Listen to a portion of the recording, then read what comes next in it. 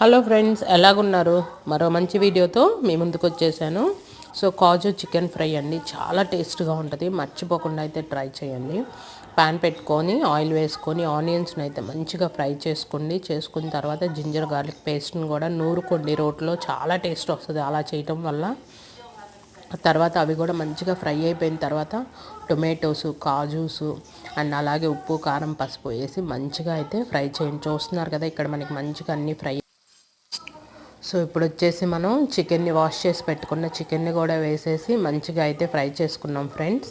ఇలా వేసేసుకున్న తర్వాత మంచిగా అయితే ఫ్రై చేసుకోండి.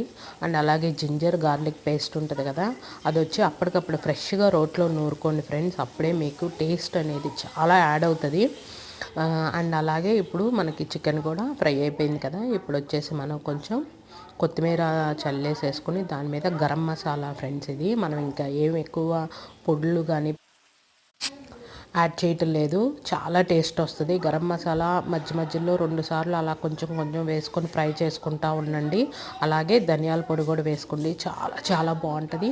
అండ్ ఫ్రై చూసారా ఎంత బాగుందో ఫ్రెండ్స్, మర్చిపోకుండా ట్రై చేయండి. కామెంట్